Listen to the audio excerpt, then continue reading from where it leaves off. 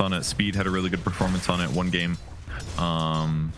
And maybe there was like one or two other ones where it actually looked pretty decent, but they ended up losing. But most of those Pudge games were losses. I think Gunner was maybe one of the few that they did really well with. He just went blink.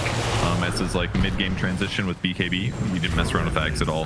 His whole goal was to initiate. Speaking of initiation, SabeRLighT keeps initiating on his opponents and killing them. Yep, that's what happens. Doppelganger not going to take off the static link, and he's trying to trick him. Oh no, he's just DC. I was like, my dude, he's static linked to you. He knows which one is real. No, he lost internet. That's a bummer.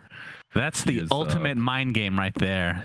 You make your opponent think that there's no way he's standing still. Like, this must be fake somehow. This must be a bug in Dota that I just don't know about. But yeah, the disconnection, sadly for him. Yeah, he took a couple more hits than he needed to. Kind of expensive, really. He might die here, and yeah, that actually leads to his death. So TSM taking full advantage of the DC. Yeah, I was like, is he gonna let him live? No, no, he does not give a shit. Yeah, and again, if you're joining us, Felt are 0-4 in terms of series. TSM 2-2. And TSM basically need to win the rest of their games, I feel like, to have a chance at this tiebreaker for top 2. In addition to... I don't... Wait, have they played EG? I'm trying to remember who they definitely... I heard that somebody bought a Vanguard and it wasn't very appreciated, but... yeah, it was rough stuff. The damage block on your illusions applies, so that part's kind of cool. Keeps everybody very survivable. And if your lane is like really tough like this, there are some values, but Paradise looks dead bottom. Yep, he is dead again. Yeah, it's a weird situation as we're going to see the Avatos with the Ancient Seal onto DuBu. No! He is going to go down. Looks like Solji will be able to walk away here. Zore, in the meantime, top lane is just getting beat down by Timado. Timado's going to be happy with that solo kill. Bryle, the hammer, just enough distance to outpace the Inkswell. But they're going to continue on here. Tosses up in 3 seconds. Avalanche not going to connect. Bryle just trying to bait them in. You can see the Wevern TPing with a likely cold embrace to follow. Radiant are scanning. And just a little bottle refill. Just took the fountain water out of his mouth and he poured it in Bryle's bottle. The range on rebound, I don't understand. He feels so comfortable. I mean, it's a great Ags game. It's going to shred the CK illusions, but against heroes like Razor or others, like, it's going to be hard for him to get into these fights. Yep, and the negative regen. There. That's true. So he would have hit that hook. It widens the hook, of course. MoonMeander focusing on Wake Me Up. See the Mystic Flare doing a decent amount of damage as Bryle. Okay, the dispose puts Zore in his place. He's going to eat the cold embrace target, but it's going to lead to his death shortly after. And that's a 3-for-0 exchange as TSM have taken a commanding lead. And here we have Solar Guardian coming into the mid lane.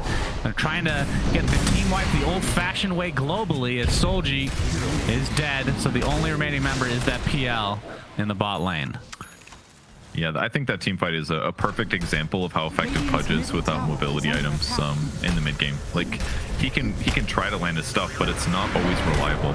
Oh my! All right, using the horsey with the Fanta. Okay, Wake Me Up is dead, and this is turning into yet another shellacking. Zore, this member is canceled, and he is horribly outnumbered. Although, surprisingly, TSM not looking to dive any further, at least not yet. Now they're going to reset now that the cooldowns are back up. Zore drops. Double kill for Bryle. Mercy's actually squishier than you might assume. Her strength gain is insane. It's 3.3. It's good. It's not like insane. But I'm just saying, like, by no means is MoonMeander having a bad game. He's 4-0-15. He's got 1500 HP. That's all I'm saying. It's good. Was that the first hook we saw? Nice guy. It was on a teammate and it didn't do anything. I mean, he hooked lots at this before the bounty rune spawned. Oh yeah, that's right. That was the highlight of the game. Look, Marcy almost died mid. Yeah, almost. She got down to like 200 HP. Oh boy. Yeah, the unleash continuing onto Solji. And Cold Embrace is going to keep him at bay as DuBu already used his curse as Marcy finally goes down, but it'll probably be at the cost of many a Felt. TSM still with that link. Their curse is back up again, and look at how much damage he is taking. That is the refresher from SabeRLighT. Paradise, he gets ink swelled, but the right clicks are too much. Ultra kill for at the very least. Nah, too bad. We Very can't hit that misleading hook. how big that hook is too. Feels like it should be able to connect on many units. MoonMeander gets to half HP, but here comes Timado. And the Dawnbreaker, well, the ult doesn't quite connect onto Zore, but they're still going to get the kill on the punch. Who does have buyback, he'll consume it. And they're just focusing on the PL, who just gets destroyed.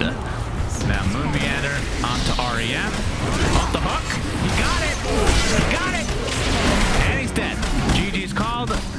TSM take the 2-0 very, very easily for them. And yeah, this was this entire series.